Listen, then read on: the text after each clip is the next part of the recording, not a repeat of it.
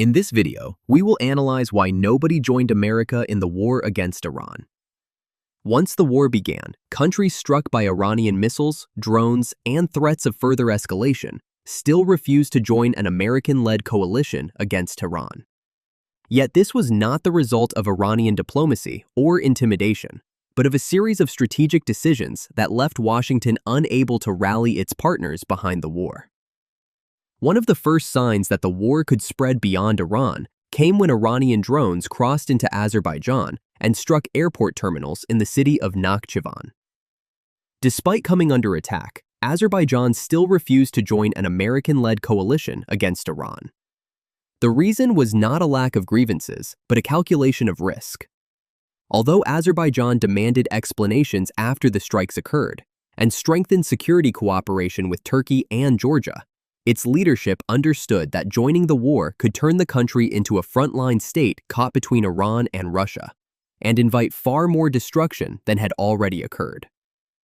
Any meaningful protection would have depended on European NATO members entering the conflict in force, something that was far from guaranteed.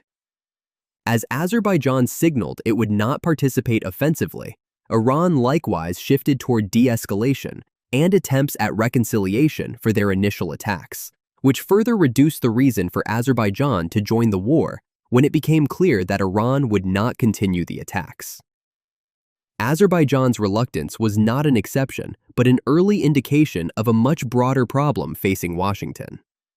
The United States launched strikes without first conducting the diplomatic coordination that normally precedes major military operations involving allies.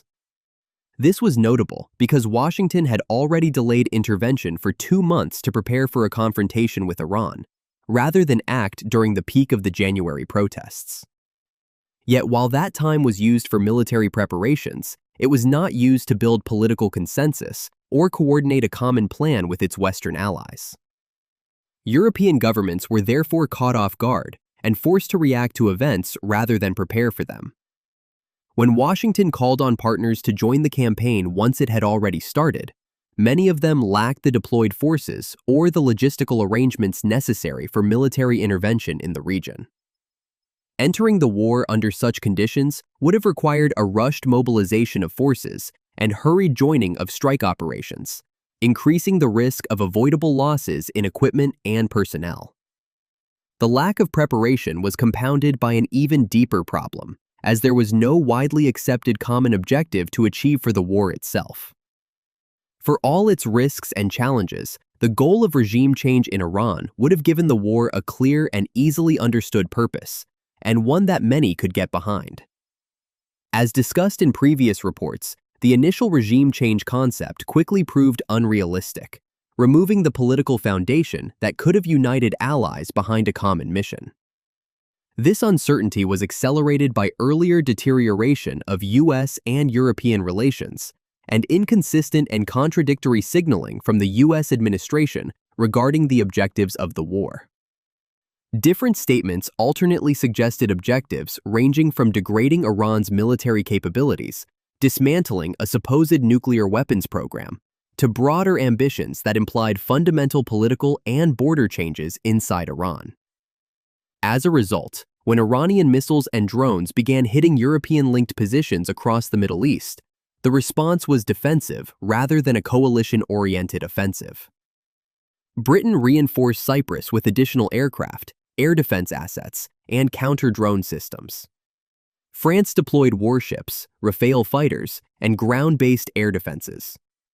While Greece, Spain, Italy, and Turkey moved air defense systems, naval assets, and aircraft to protect their own personnel, bases, and infrastructure.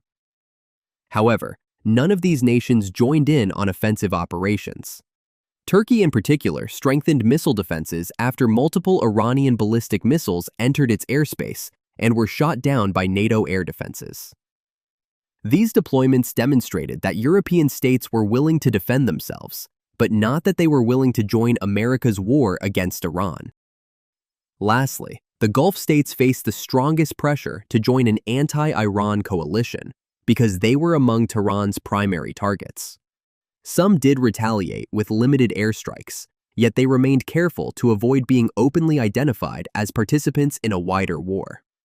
In several cases, aircraft operated with identifiable markings and flags removed or obscured, reflecting a desire to preserve plausible deniability and reduce the risk of further escalation.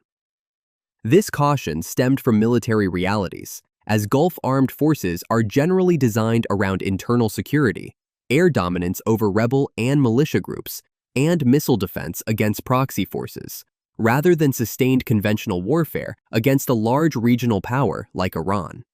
For them, deterrence was acceptable, while a prolonged war would have meant an unacceptable cost. Overall, from the perspective of the American administration, the failure to form a coalition was not the result of allies lacking concerns about Iran, but of the United States failing to create the political conditions necessary for collective action.